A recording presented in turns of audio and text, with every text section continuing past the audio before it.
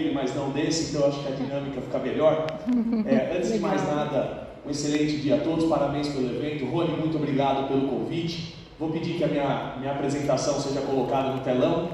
A temática, justamente a Educação 6.0, mas a agenda que eu pretendo conduzir aqui envolve dois momentos. Primeiro, um pouco do contexto da nossa universidade, da FEI, e alguns exemplos para que eu cite como nós estamos tratando a questão do letramento digital, toda a parte da combinação entre tecnologia e ser humano, e depois eu vou partilhar algumas reflexões sobre os desafios da educação e o trabalho que nós temos feito com relação à estratégia brasileira de educação e capacitação digital para apoiar as políticas públicas federais. Muito bem, a FEI é uma instituição jesuíta, filantrópica, sem fins lucrativos.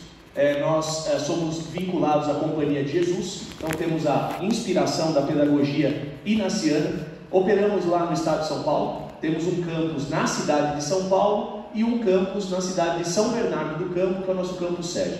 Campus mais horizontal, 243 mil metros quadrados, então campus universitário mais típico. Em São Paulo é um edifício próximo ali da Liberdade, da região da Liberdade. São 82 anos de história e essas imagens mostram um pouquinho de como nossa instituição se iniciou lá no começo e como ela é hoje tecnológica e depende muito de skills digitais e de hardwares tecnológicos, de IoT, de inteligência artificial, de robótica. Nosso foco institucional é na atuação em tecnologia e gestão. Então, nesse sentido, nós buscamos sempre combinar as duas frentes. E, por isso, em termos de áreas que nós oferecemos, são 3 estrategicamente desenhadas e que se conversam: administração, ciência da computação e 7 modalidades de engenharia. Todos os redesenhos curriculares mais voltados a competências e digamos assim, ao protagonismo dos estudantes, contou com um diálogo que é atípico nas universidades, entre os 3 cursos, em que, por exemplo, toda a base de matemática, estatística, de lógica, de programação, de letramento digital é comum a todos. Então, por exemplo, não comum exatamente, mas ele tem momentos de interface e de muito usufruto de todos. Então, por exemplo, um curso de administração cujo DNA é muito mais digital, quantitativo, com business intelligence e analytics desde o começo do curso até o final para tomada de decisão embasada em dados, e o letramento digital sendo a pauta central. Ciência da computação, a mesma coisa, totalmente conectada com data science, com tomada de decisão baseada em dados e todos com a visão sistêmica que as engenharias trazem. E essa questão do letramento digital, da transformação digital, da robótica, da IA, do IoT, está tão presente como ciência na nossa escola, que nós temos 20 anos de pesquisa em robótica, inteligência artificial, que nós criamos o primeiro curso de engenharia de robôs. É o último que eu, inclusive, cito ali no slide, é inédito no Brasil ainda. No mundo existem aí por volta de uns 10 cursos desses. Só é possível montar um curso de engenharia de robôs se você tem na sua instituição muita densidade científica e tecnológica, porque depende de visão computacional, robótica, inteligência artificial, data science, mapeamento de ambientes, sensores, é de uma complexidade muito grande. E, claro que tudo isso depende da pós-graduação. Se não fosse o stricto sensu, mestrado, doutorado, nossos alunos de pós-doc, os programas em todas as áreas em que nós atuamos, nós não conseguiríamos isso. E esse ecossistema de formação, ele depende, por que eu estou mostrando essa imagem aqui, da coexistência do físico com o digital. O letramento digital adequado tem essa coexistência do físico com o digital. Ali eu exemplifico à direita um laboratório físico de robótica, onde os alunos usam para engenharia de produção, para sequenciamento de produção, para otimização de empresas, mas eles modelam tudo também no virtual como gêmeos digitais. Um gêmeo digital é um modelo virtual que representa exatamente o modelo físico, inclusive em suas variabilidades e sua produtividade. Então, isso é um diferencial. E as equipes de competição, por exemplo, ali embaixo, um carro de corrida com uma simulação digital, uma simulação computacional, usando as exatas mesmas técnicas da Fórmula 1, da Embraer, para projeto aerodinâmico, fluidodinâmico. Então tudo isso é um ecossistema universitário que diferencia um pouquinho a escola. Para não ficar me alongando nesse sentido, eu vou mostrar um vídeo de 1 minuto e 30 segundos, que eu acho que dá um overview por imagens dizem mais do que 1000 palavras, e depois eu quero fazer algumas questões sobre a pedagogia por trás e algumas reflexões sobre os desafios da educação.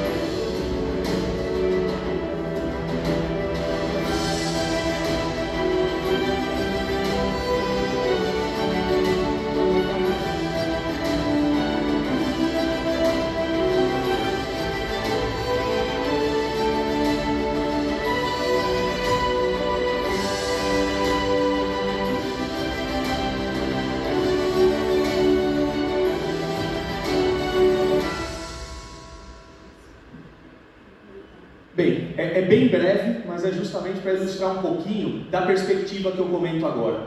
Onde o tripé constitucional do ensino, pesquisa e extensão, nós acreditamos que não existe sem inovação percolando tudo isso, e tendo dois pilares que são basilares, que são, de um lado, família, valores e formação integral. Formação integral, na nossa perspectiva, é a formação de excelência técnica, humana, comportamental e cidadã. Então, isso nós não prescindimos na nossa formação. E, do outro lado, mercado, sociedade, muito próximos, com um olhar de futuro, de tecnologia global. Aqui entram mega tendências, que eu usei ali a sigla MT, e todos os ODS. Mega tendências para planejamento e roadmap estratégico de longo prazo, tanto da instituição, como a elaboração dos planos de curso, carreira e vida de cada aluno. E os ODS 2030 para a calibração disso dentro de uma perspectiva de uma década aproximadamente. Então é o ajuste fino do planejamento de longo prazo com mega tendências. Toda a parte do letramento digital está aqui dentro. E é por isso que nós garantimos sempre que o aluno de graduação, ele vai ter contato até com o aluno de mestrado, doutorado e pós-doc e com as empresas pela nossa agência FEI de Inovação. Então, por exemplo, existem muitos laboratórios das empresas dentro da universidade, onde o aluno estuda meio período, trabalha meio período em pesquisa, desenvolvimento e inovação. Normalmente todos os projetos têm um caráter digital muito forte, e isso acaba, na perspectiva dos alunos, na opinião deles, agregando algo em torno de 40% a 50% de competências adicionais ao que seria o normal do curso que eles estão realizando. O que isso habilita? É uma pergunta importante. Isso habilita que alunos de graduação desenvolvam, por exemplo, aquela robô que está no centro da tela, nós chamamos de robô ERA, é uma robô de serviço para ajudar idosos, para ajudar em hospitais, para ajudar em residências, né? E aquela robô, ela é 100% autônoma, inteligência artificial pura, visão computacional, IoT, ela ganhou para o Brasil pela primeira vez na história o campeonato mundial de robótica autônoma na Tailândia no ano passado. Então isso para nós é um orgulho como país. Ela é várias vezes campeã no Brasil e lá no exterior ela ficava sempre nos top 10, top 5, nunca tinha ganho em primeiro lugar. Ganhou em primeiro lugar em um desafio global que foi salvar uma pessoa que sofreu um acidente, uma queda dentro de um apartamento. Então assim, um nível de tecnologia digital sem precedentes, inteligência artificial pura, conversando com os socorristas em tailandês usando tradução automática e ministrando medicamentos à pessoa enquanto os socorristas não chegaram. Então isso foi uma coisa sem precedentes.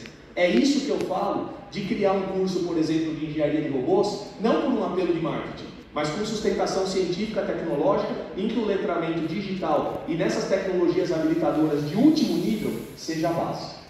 Por isso, nós dizemos que isso habilita coisas muito mais amplas para a qualidade de vida da nossa população. Olha esse caso aqui. Alunos de graduação e mestrado e doutorado, pós-docs da nossa instituição, em parceria com a Unifesp, que tem o curso de medicina. Nós não temos o curso de medicina, mas nós temos muita pesquisa tecnológica na área de saúde. Eles usaram a mesma inteligência artificial daquele robô adaptado para filmar e ouvir bebês recém-nascidos. E detectaram com isso se o bebê sentia fome ou dor. E se fosse dor, que tipo de dor? Gente, olha, honestamente, se isso não é um uso de tecnologia para o bem-estar, para a qualidade de vida da nossa população, eu não sei o que seria. Eu tenho um filho de 2 anos e meio e nós sabemos o que é a agonia de você não saber o que o seu filho está sentindo. Então, isso está na nossa missão, que é uma sociedade mais desenvolvida, humana, sustentável e justa, em que tudo da tecnologia e dos saberes desenvolvidos e dos profissionais seja para o bem-estar da nossa população. Essa é a perspectiva feita de como nós usamos tecnologia e o digital para desenvolver não só a formação, como a geração de saberes e soluções. Indo para a segunda parte da minha fala, eu quero fazer algumas reflexões provocativas sobre os desafios atuais da sociedade e da educação e falar brevemente da estratégia brasileira de educação e capacitação digital. Primeira coisa que eu cito ali é ChatGPT, porque todo mundo está falando de ChatGPT desde novembro do ano passado. Eu fui um dos primeiros usuários no Brasil disso aí.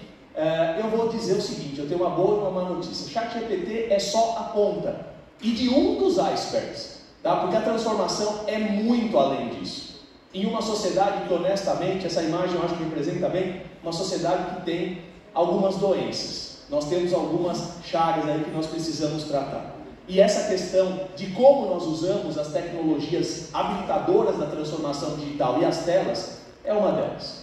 É verdade que a inteligência artificial generativa faz tudo isso aí que está no slide para nós. Faz texto, faz inclusive ali embaixo que eu escrevi, códigos, imagens. O Copilot gera apresentações de PowerPoint e vou além. Professor, meu colega, né, vice-reitor de desenvolvimento institucional, etc. Eu fazendo mentoria dos alunos nas férias agora do meio do ano, achei 8 sistemas de inteligência artificial generativa que você põe o tema de um curso livre que você gostaria de montar como professor, ele monta o curso inteiro para você, inclusive o questionário de avaliação dos alunos que o farão. Então assim, é realmente impressionante e sem precedentes. Mas tecnologia é meio, não é o fim. E é isso que eu quero provocar um pouquinho na sequência, porque nós estamos vivendo alguns transientes. Por exemplo, sobre ChatGPT. O pessoal da Samsung na Europa usou o ChatGPT e, sem saber, vazou um monte de informação sigilosa e patenteável da Samsung.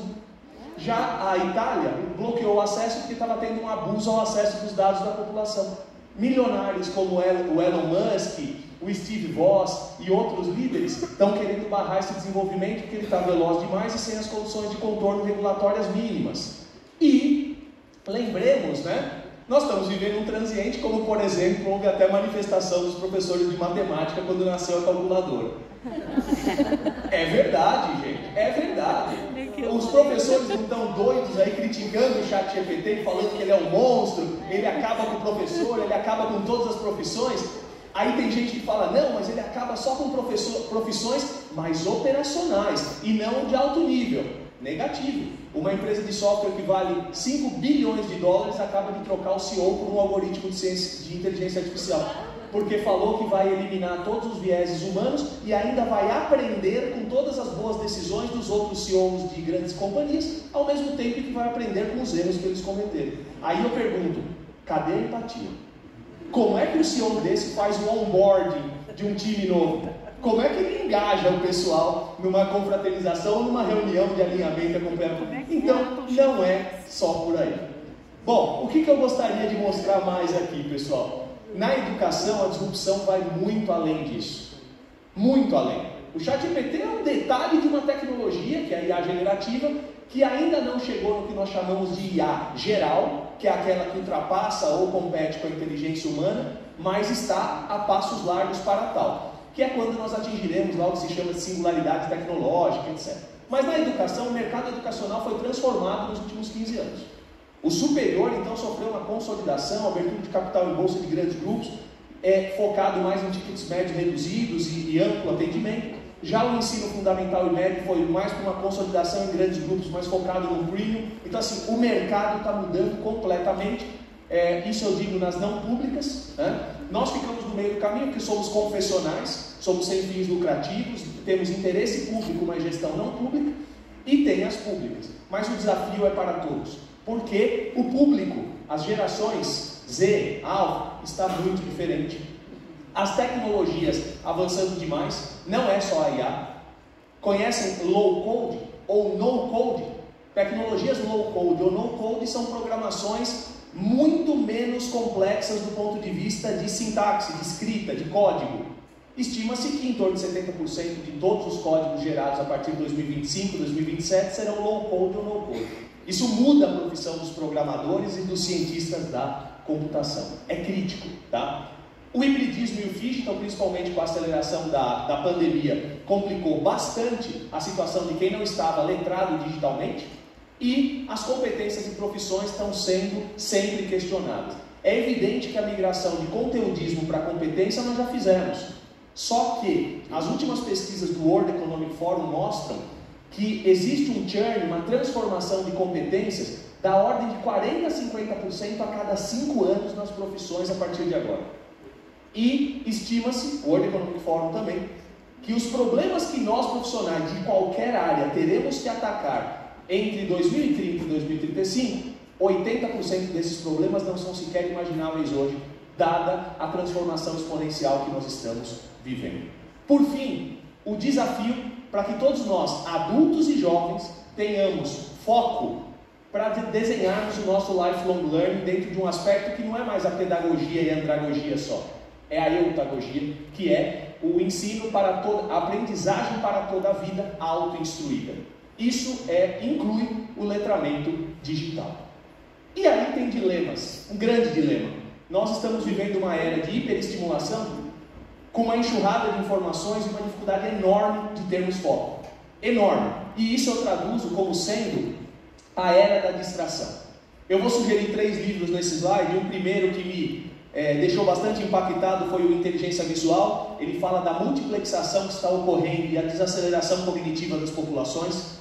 O segundo é o Rápido e Devagar, do Kahneman. Kahneman é prêmio Nobel, é demais, né? Ele fala dos desafios atuais do uso do raciocínio e da memória. E o cérebro no mundo digital. Esse critica, assim, critica no sentido bom, né? Cientificamente, os desafios da qualidade da leitura, da atenção nas telas e no digital. Todos devem estar vendo os movimentos de Finlândia, Suíça, agora do próprio estado de São Paulo. Vai 100% para o digital, volta um pouco para o livro, equilibra. Nós estamos na definição técnica na engenharia do que é um transiente. Um golpe tecnológico que nós ainda não absorvemos. Do ponto de vista de tecnologias digitais, onde é que nós estamos? Nessa onda sigmoidal do meio. Nós estamos na era das plataformas e comunidades. Com o crescimento de IA, IoT, blockchain, que vai regular muitas coisas, inclusive do ponto de vista social, viu, Rony? As DAOs, DAO. Quem não conhece a organização de DAO, descentralizada, organizações de gestão descentralizada com blockchain, regulando os registros, vale a pena conhecer. E para onde nós vamos? Muito em breve, da ordem de 2030, 2035, nós já estaremos na era dos sistemas autônomos hipercomplexos, onde computação quântica, toda a parte de Biodata Integration, que o nosso corpo participa dos sistemas, e a Internet of Everything, com imersividade generativa e inteligência artificial, isso vai preponderar. É o mundo da autonomia. Bom, como é que isso afeta a educação, para caminhar aqui para a finalização da minha fala? E aí eu tenho que resgatar a história. Historicamente, desde a Revolução Industrial, olhem para o lado esquerdo ali do slide, sempre que a tecnologia, que a linha verde, avançou mais rápido que a educação, nós passamos por um momento de desafio social enorme, pobreza e conflito. Quando a educação consegue aprender com aquilo, vencer e ultrapassar, a gente cria ciclos de prosperidade, que é o quadrinho azul ali no meio. No momento, nós estamos com a tecnologia muito mais acelerada do que a educação, que continua lá no fim do slide com alterações incrementais no seu aprimoramento, e nós temos um desafio social que, se nós não tratarmos, ele só cresce. Então a educação, incluindo o letramento digital e as perspectivas de sociedade 5.0, educação 5 e 6.0, que são os termos, nós temos que transformar em uma alteração de aprimoramento contínuo, mas transformativo, que é aquela linha pontilhada que sobe. Senão, por muitas décadas, nós não resgataremos prosperidade. E quando eu falo isso, o começo, que já é atual, é nós trabalharmos sistemas humano-máquinas de uma maneira muito melhor compreendida, equilibrarmos realmente os sistemas e formarmos os profissionais melhor preparados para transformar esses sistemas em prolongamentos de suas habilidades e não em competidores. Bom, isso exige da parte pedagógica, estratégica, institucional, tanto do ensino fundamental, médio e superior, sairmos das estruturas e das teorias de aprendizagem da era industrial, basicamente behaviorismo, cognitivismo, construtivismo, e não significa eliminá-las, mas agregar a elas uma visão da teoria de aprendizagem da era digital, que é, em 3 palavras, é de conexão, aprendizagem ubíqua, a qualquer momento, em todo local, e necessariamente digital. Não integralmente digital, porque as experiências físicas junto do digital é que potencializam a evolução da cognição como um todo. Quem tiver mais interesse sobre isso, o framework da OCDE 2030 para a aprendizagem ajuda demais a entender todas as questões sociais, tecnológicas, pedagógicas, etc. E isso é o que vai levar à transformação que a educação precisa, com foco no estudante, com personalização tecnológica, a mediação dos professores feita de maneira muito mais orgânica, mais qualificada, não é o EAD de baixo nível que eu estou falando, pelo contrário, é realmente uma hiperpersonalização, pessoa a pessoa mediada por tecnologia, e é isso que vai gerar as competências transformadoras e certificadoras.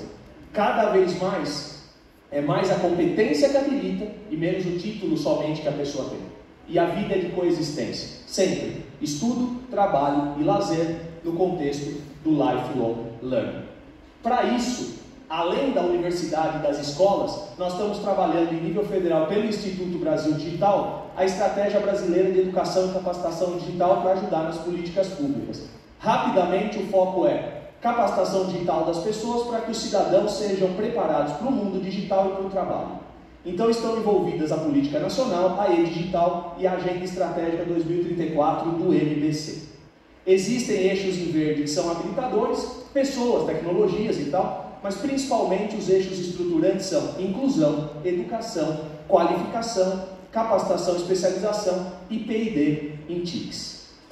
Para encerrar então, para nós refletirmos, eu vou deixar algumas perguntas e aí encerro. Nós estamos em um ambiente de hiperpersonalização, de educação super provocada, em que ainda nós não encontramos as respostas que precisamos. Mas o que eu deixo de perguntas agora envolvem. Primeiro, nós sabemos que a IA não é humana, mas ela é, por exemplo, uma das ferramentas que vem disruptando a educação. Pergunto, a IA vai substituir você? Não. Mas ela é a maior extensão da potencialidade humana que já existiu na nossa história. E se você não se adaptar para que ela o potencialize, aí sim ela vai substituir. Segundo, onde está o nosso brilhantismo futuro? E aqui eu quero fazer uma provocação. O ChatGPT mudou uma coisa, que é muito além de dar respostinhas lá. Ele mudou o campo do brilhantismo. Sempre, em toda a nossa história, nós fomos remunerados e reconhecidos pelas respostas que nós dávamos. Isso a IA faz hoje. Ou um robô faz, produzindo uma peça. O campo do brilhantismo do futuro está nas perguntas e não nas respostas. Quem entender melhor os problemas e for um nexialista de conectar grandes áreas e entender os grandes dilemas da sociedade, vai ter as melhores ferramentas tecnológicas para resolver.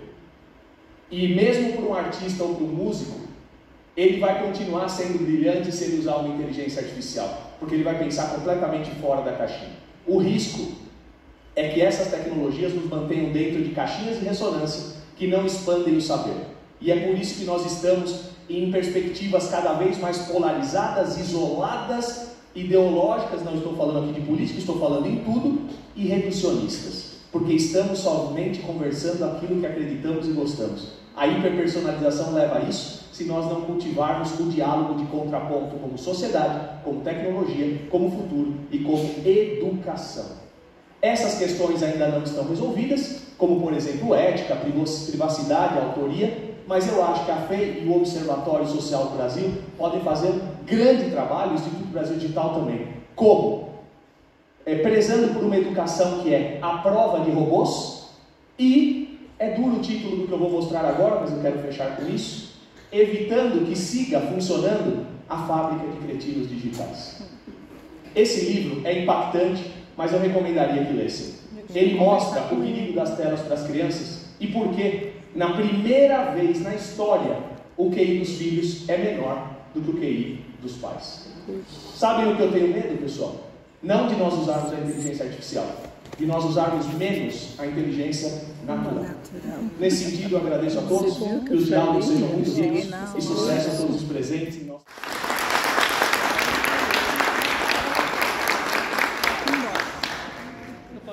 Concreta dentro das nossas instituições. Então, queria jogar rapidamente aqui uma falinha muito rápida aqui de todos vocês. Quer começar, Nelson? Agora. Bom dia novamente. Bom, primeiro eu acredito que, eu dei um exemplo na questão da política, mas o principal elemento que faz esse motor funcionar e incentivar é o exemplo. Então, se você pega uma instituição, eu acredito que tem que começar pelos líderes. Eles são os exemplos para que todos tenham essa ampla comunicação dessas ações. Eu acho que tem que começar pelos líderes.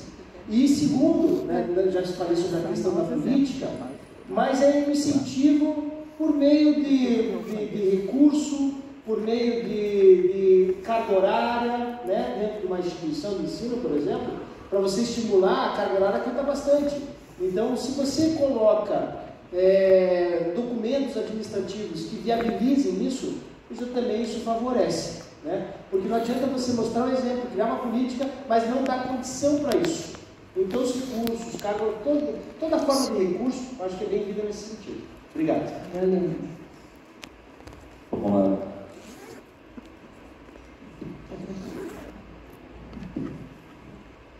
Oi, agora sim. O core do nosso trabalho é justamente fazer esse processo de engajamento social para que a gente possa olhar junto, se corresponsabilizar pelo desenvolvimento. E a gente faz isso por meio de 3 pilares. Capacitação, a gente entende que a gente não se envolve no que a gente não conhece, então as pessoas e as lideranças vivem muito nas suas vidas egoístas, e não enxergam o que tem em volta. Acho que o Luciano falou muito disso aqui, como a gente precisa enxergar a realidade do outro, para que a gente possa se engajar em modificar aquela realidade, entender isso. A gente trabalha com o reconhecimento dessas iniciativas, porque isso valoriza o ator, e faz com que a gente seja também um agente de chamar outras pessoas, e a gente prevê e exerce a divulgação dessas boas práticas. Porque a gente inspira outros agentes quando a gente divulga, a gente retroalimenta aquela atividade, porque isso volta em força de marca. Para uma instituição social, por exemplo, que tem o seu trabalho divulgado, isso volta em captação de recurso, em mobilização de voluntários. Então, a gente acredita e atua na prática para que a gente possa vazar esse sentimento a partir de capacitação, reconhecimento e divulgação. Bem, eu vou focar nos nossos anacronismos aqui. Eu acho assim, não faz sentido um país que a 10ª economia global estar na posição 54 em inovação, 120 em ambiente de negócio, e se nós pegarmos os aspectos sociais, mais para trás ainda em muitos deles. Então, como brasileiro, como bem disse a nossa colega aqui, Luciana, isso dói. E aí, eu vou do macro ao micro, como eu gosto de fazer em tudo na vida. No macro, qual é a visão de Brasil? Nós não temos. Qual a visão de longo prazo? Onde nós queremos colocar esse país que tem a 4ª matriz energética mais limpa do mundo, vai ter de 15% a 30% de todos os créditos de carbono desse nosso planeta que vão garantir a sustentabilidade, tem alimento e tem abundância de recursos os mais variados possíveis e um povo brilhante do ponto de vista de criatividade e tudo mais. Qual é a visão? Não temos. Só macro. Qual é o médio?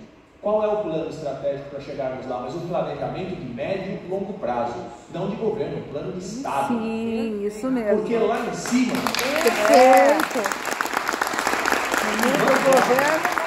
Porque lá em cima é visão. Olha o que John F. Kennedy fez com o projeto Apollo e o pouso na Lua em uma década, que colocou os Estados Unidos como uma superpotência e com todo mundo com a bandeira americana no peito. Isso é visão.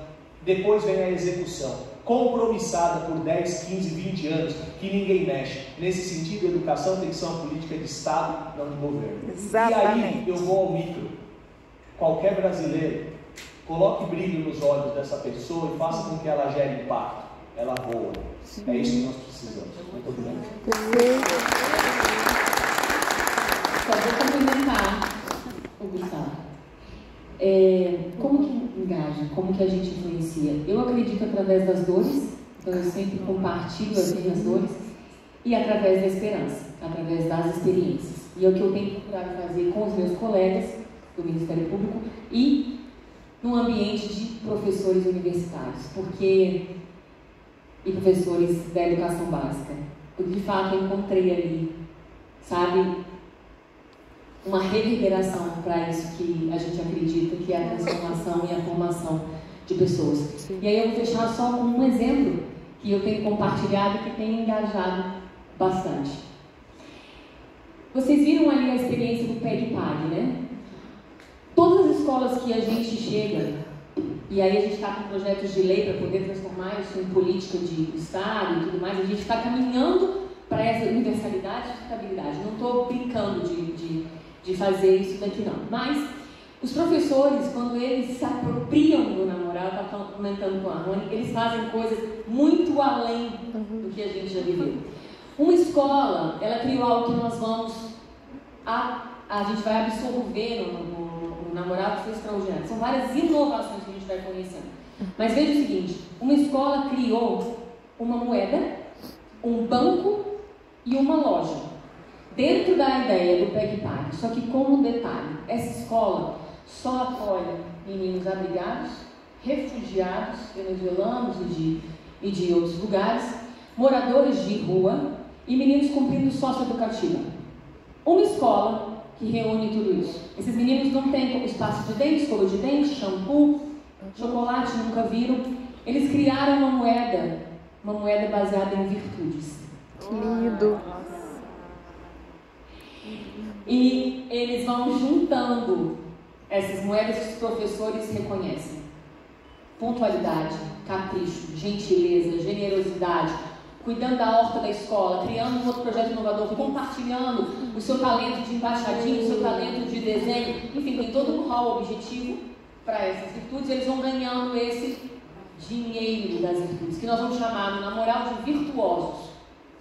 Também, quando eles não conseguem dominar os seus impulsos, agem longe da razão e da consciência, são grosseiros, agressivos, xingam e tal, eles ganham uma outra moedinha negativa e tem que depositar no banco. E aí esse banco, eles vão juntando para comprar os itens reais dentro de uma loja, que é fruto de doação. Então tem todo tipo de artigo de bazar, mas também muitas coisas novas que eles precisam. Mods, shampoo, fio dental, escova de dente, chocolate, refrigerante, um bolinho, até celular, tablet, computador. Para meninos que não têm acesso a essas coisas. E eles descobrem que, de fato, olha que disruptivo, o dinheiro não é o único valor. E até mesmo as coisas básicas que eles precisam, eles vão conseguir através das virtudes.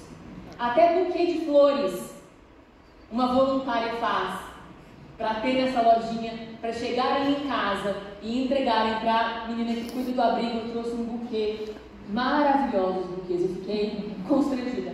Eu trouxe um buquê para você. Mas como, menino? Como é? Eu comprei para você. Como você?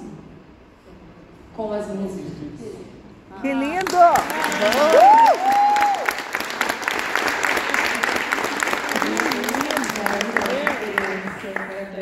Muito inspirador todas essas falas, né? De como a gente engajar.